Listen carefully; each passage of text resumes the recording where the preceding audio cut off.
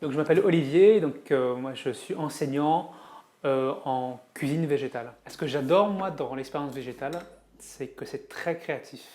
Beaucoup plus créatif selon moi que la cuisine traditionnelle avec de la viande, du poisson, où la viande, le poisson ont tendance à dominer le plat et les autres aliments sont relayés au rang de garniture. Dans une cuisine végétale, tous les aliments sont sur le même plan. Donc du coup, on peut vraiment jouer sur la complémentarité des goûts, des textures entre chaque aliment. Donc voilà, moi je m'éclate vraiment quand je cuisine avec les ingrédients végétaux. Nous avons rendu visite à Olivier après avoir récolté des plantes sauvages dans notre potager.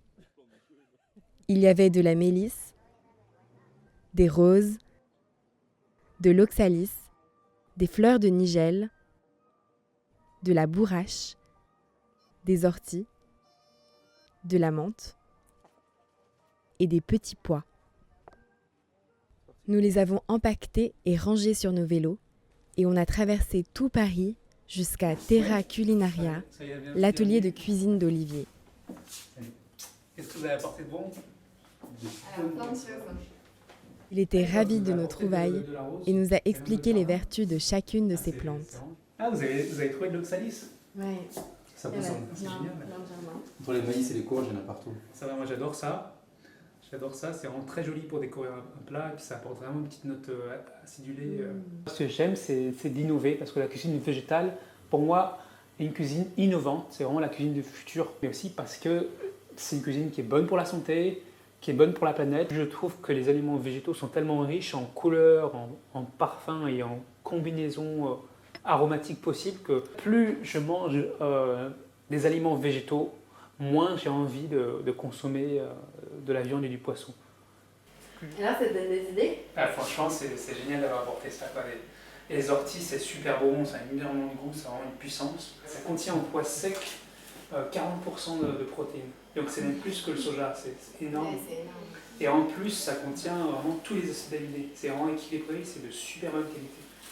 Et en plus, l'ortie est très très riche en vitamine C, calcium et en fer. Donc c'est vraiment une plante, c'est une plante incroyable, une plante sauvage qui contient le plus de nutriments. Ça nous a mis l'eau à la bouche et on a décidé de cuisiner un pesto d'ortie. Si toi aussi tu veux cuisiner un délicieux pesto d'ortie à la maison, commence par les tremper dans de l'eau pour éviter de te faire piquer. Après ça, tu pourras les effeuiller sans problème. Mets-les à bouillir pendant quelques minutes, retire-les et plonge-les dans de l'eau froide pour stopper la cuisson. Quand ils auront bien refroidi, égoutte-les. Verse-les dans un blender avec de l'huile d'olive puis du sel et mixe le tout pour obtenir un délicieux pesto à consommer sans modération.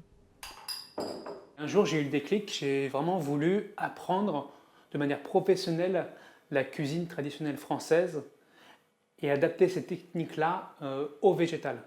Et donc, du coup, je donne des cours de cuisine. Voilà, j'utilise toute la diversité des ingrédients végétaux, donc que ce soit les céréales, les légumineuses, bien sûr les fruits et les légumes, mais aussi les algues et les herbes qu'on peut trouver du coup en boutique bio facilement, sous forme sèche, ou qu'on peut trouver en herboristerie. Mais en parallèle de ça, j'organise des sorties découvertes des plantes sauvages pour que les participants puissent par la suite, tout seuls, ramasser leurs plantes sauvages et les cuisiner eux-mêmes.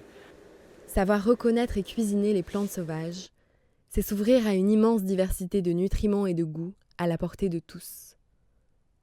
Un pas de plus sur le chemin de l'autonomie alimentaire. Alors, à quand la prochaine balade en forêt ?